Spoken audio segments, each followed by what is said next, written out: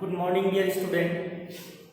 This is class 10, subject science, chapter first, life processes. इस life processes में हम लोग डिस्कस करेंगे breakdown of glucose by various pathway. इसके पिछले वीडियो में हमने आपको रिस्पिरेशन बताया था। What is respiration? रिस्पायरेशन में हमने आपको उसकी डिफिनीशन बताई थी, उसके पूरे प्रोसेस बताए थे। गैसियस एक्सचेंज क्या होता है ये हमने बताया था आपको। सेलुलर रिस्पायरेशन क्या होता है ये हमने बताया था आपको। उसमें भी हमने आपको इंटरनल रिस्पायरेशन क्या होता है, एक्सटर्नल रिस्पायरेशन क्या होता है। अब बात आती है कि ग्लूकोज, और ये ग्लूकोज क्या होता है, तो हमारा ये फूड होता है और इसका वेरियस पाथवे हम लोग देखेंगे कैसे कैसे क्या होता है इसमें।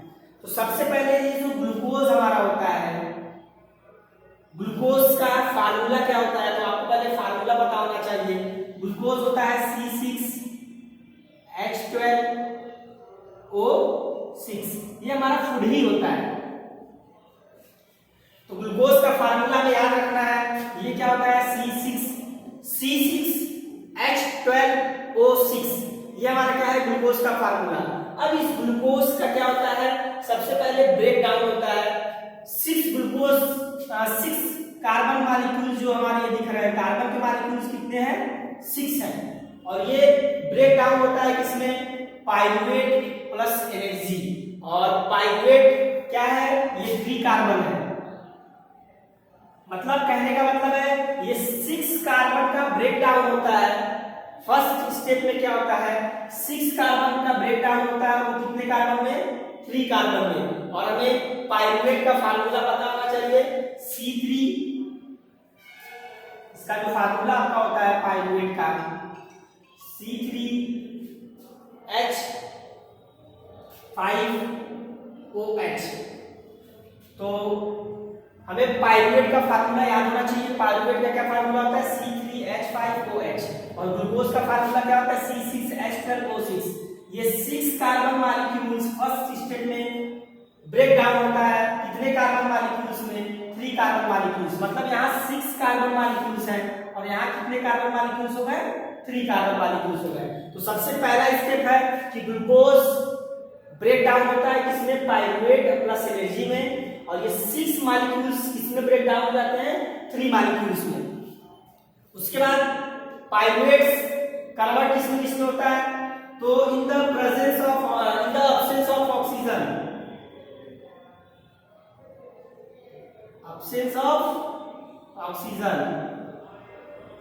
हमने क्लास 8th में 9th में पढ़ा होगा aerobic respiration, anaerobic respiration. Aerobic respiration क्या होता है, एनारोबिक रिस्पायरेशन क्या होता है, उसी से रिलेटेड ये। तो पाइरुवेट प्लस एनर्जी ये क्या होता है, इन the absence of oxygen, oxygen के अब्सेंस में क्या होता है, ये क्या बनाता है, पाइरुवेट ऑक्सीजन के अब्सेंस में क्या बनाता है, इथेनॉल बनाता है, कार्बन डाइऑक्साइड। ये हमें याद रखना है। अब्सेंस ऑफ ऑक्सीजन, ऑक्सीजन के अब्सेंस में क्या बनता है, इथेनॉल, कार्बन डाइऑक्साइड। और ये किसका है, इसकी एग्जांपल क्या आएगा, इसका। वैसे ही पाइरुवेट क्या होता है, लैक ऑफ ऑक्सीजन, ऑक्सीजन की कमी। ऑक्सीजन की कमी अगर होगी तो पाइरुवेट किसमें कन्वर्ट हो जाएगा, लैक्टिक एसिड में। और एनर्जी, और ये होता कहाँ है, मसल सेल में होता है। कभी कभी हमारे पैर में ऐंठन हो जाता है, मोच आ जाती है दौड़ते दौड़ते, तो वही क्या है, अब्सेंस का, वहां ऑक्सीजन की कमी होने लगती है। जब ऑक्सीजन की कमी होगी तो मसल सेल्स में क्या होगा, ऑक्सीजन की सप्लाई कम हो जाएगी, वहां पे लैक्टिक एसिड का फॉर्मेशन होने लगेगा।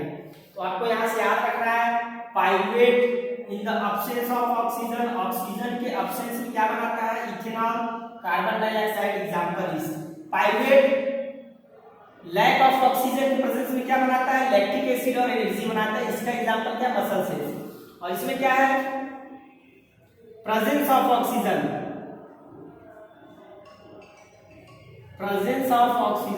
ऑक्सीजन की प्रेजेंस में पाइरुवेट क्या बनाता है, वाटर और carbon dioxide.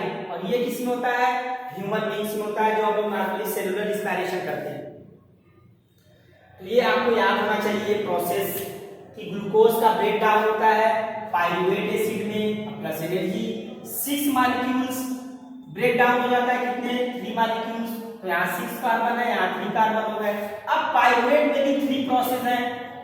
Absence of oxygen में इथेनॉल कार्बन डाइऑक्साइड बनेगा, लैक ऑफ ऑक्सीजन में क्या बनेगा लैक्टिक एसिड और एनर्जी बनेगा, प्रेजेंस ऑफ ऑक्सीजन में क्या बनेगा वाटर प्लस कार्बन डाइऑक्साइड बनेगा। तीनों का एग्जांपल हमने यहाँ लिख दिया है। तो फर्स्ट स्टेप में क्या होता है ग्लूकोज का ब्रेक डाउन होता है, 6 मॉलिक्यूल्स किसमें कन्वर्ट हो जाते हैं 3 मॉलिक्यूल्स 3 कार्बन मॉलिक्यूल्स में कन्वर्ट हो जाते हैं।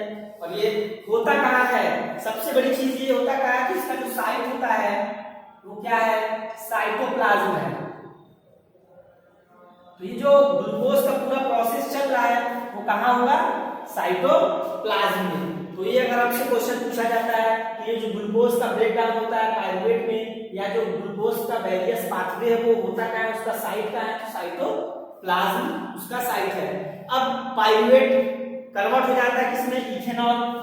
तो ये इथेनॉल है, इथेनॉल का आपको फार्मूला पता होना चाहिए C2H5OH C2H5OH और C3H4O3 ये पाइरुवेट होता है।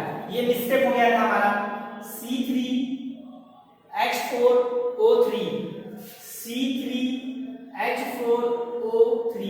पाइरुवेट का जो फार्मूला होता है वो ये होता है C3H4O3 वो मिस्टेक हो गया था और उसको आप करेक्शन कर लेंगे। C3H4O3 क्या होता है पाइरुवेट का फार्मूला होता है। इथेनॉल का क्या होता है तो C2H5OH ये इथेनॉल का फार्मूला है।